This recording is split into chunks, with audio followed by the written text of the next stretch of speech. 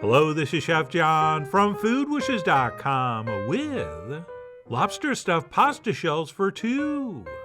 That's right, we're moving a little bit of lobster from one kind of shell to another to create one of my favorite baked seafood pasta dishes, which I think you, and hopefully someone very close to you, will love just as much as I do.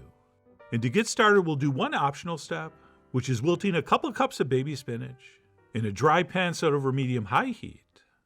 Right, you can make these shells without it, but I think they look and taste better with it. Plus, it only takes a few seconds. And just as soon as that spinach is 90 to 100% wilted, we will transfer it into a strainer, and we will let that drain over a bowl. And once it's cool enough to handle, we will squeeze the water out and give it a chop. And that's it. Once our spinach is set, we can move on to prep our lobster tails, which first involves removing the meat from the shell, which I like to do by cutting open with scissors. Okay, we'll snip up one side and then snip up the other, at which point it's going to be pretty easy to separate the meat from the shell. Oh, and don't throw away the shells, since we're actually going to use those to flavor our sauce, which you will see later. And once that meat's been removed, just like when we're peeling shrimp, we have to double check we don't have to devein them, which is not a vein, it's the digestive tract. And even if you don't see the vein, there might be some little grit here and there. So generally, it's not a bad idea to give these a quick rinse after they've been peeled. So we'll go ahead and do that to 2 lobster tails, which we will then chop up into nice small pieces before we make the filling. And by the way, these are 2 different lobster tails. That first one I prepped I used for a little lobster toast experiment, which I'm still working on. And the only reason I even mention that is because lobster tails I'm chopping now have a slightly different, little bit pinker color than the first one, which is very common. So if you see a little color variation, don't be concerned. But anyway, like I said, we'll give that lobster meat a nice chopping, at which point we'll transfer that into a bowl and add the rest of the filling ingredients, which will include that spinach we prepped, that as I mentioned was squeezed dry and chopped up. And then I think we want a little bit of lemon zest involved here.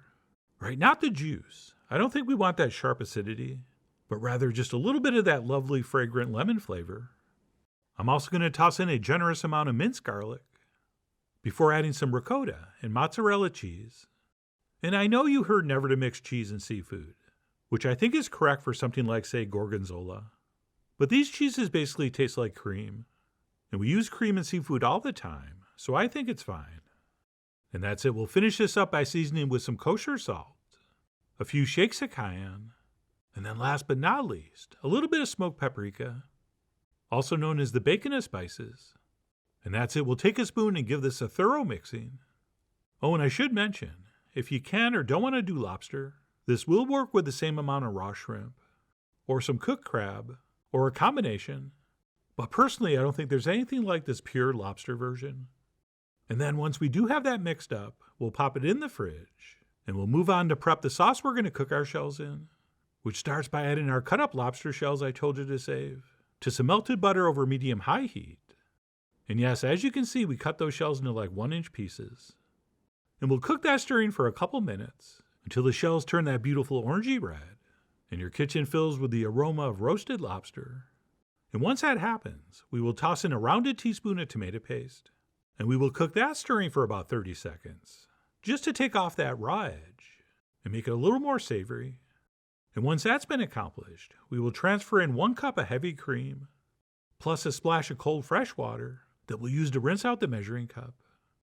And we will give that a stir. And we'll wait for that to start to boil.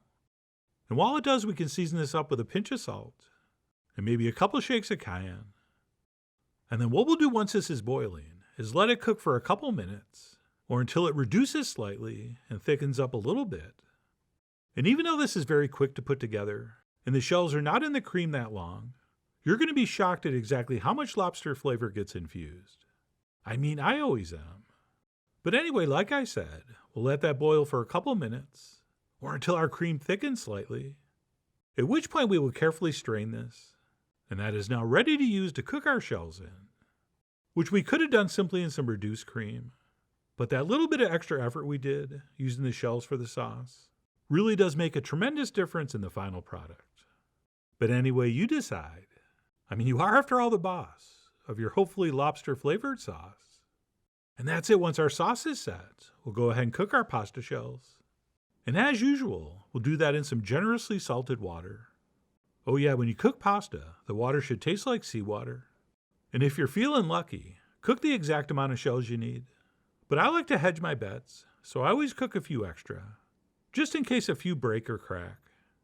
Oh, and since we're going to bake these, we don't want to cook them fully tender, so we'll subtract 2 minutes from the suggested cooking time on the package. And once those have cooked long enough, we'll fish them out into a bowl of cold water, which not only is going to stop the cooking process, it's also going to help rinse off a little bit of the starch. And that's it. Once cool, we'll drain the shells, and we'll grab our filling and a spoon, and we'll fill exactly 8 of these. And as you're doing this, make sure your filling's going all the way inside, and you don't have any air pockets at all. So make sure it gets in there and gets in there deep. And once filled, you can probably even get another half spoon on top. Okay, the ingredient amounts provided in the recipe should be enough to fill 8 of these shells very, very generously. And that's it. Once our shells have been stuffed, we will transfer about 3/4 of our lobster cream into an appropriately sized baking dish, at which point we will transfer our stuffed shells in, and then space those as evenly as possible. And it doesn't matter if your dish is a square or a circle or a rectangle or an oval. What we're after is something that fits our 8 shells in nice and snugly. Right, we want them so they're just about touching. But if there's like a 1/2 inch of space in between, that's fine. And once we have those placed in and arranged just so, we will top each one with a little bit of mozzarella. Right, not a ton, but just enough to cover. And then what I like to do after that is drizzle over a little more of the sauce, which I guess we could apply before we add the mozzarella. But just intuitively, I feel like I want to moisten the cheese a little bit with this cream. Although it's hard to put into words exactly why I think that.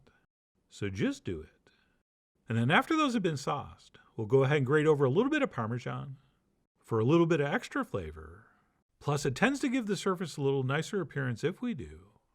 Speaking of which, whenever I put something like this in the oven, I always feel like I should drizzle the top with a little bit of olive oil or melted butter. So that's what I did.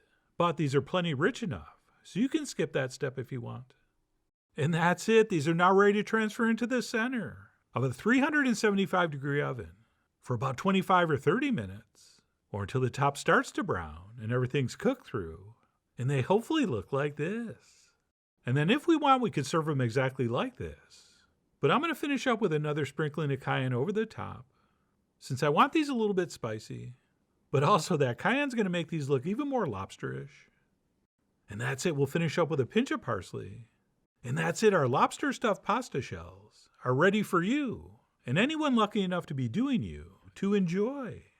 Which of course you're going to do beautifully plated next to a nice green salad or something. All right, I didn't have one of those, so I'm just going to spoon one up. And of course you're going to spoon plenty of that lobster cream from the baking dish over the top. And that, my friends, really was fantastic. All right, as a fan of lobster and a fan of any kind of baked stuffed pasta, that was an absolutely perfect bite of food. Right, while the texture is different, what this really does taste like is lobster bisque, which is one of my favorite things to eat.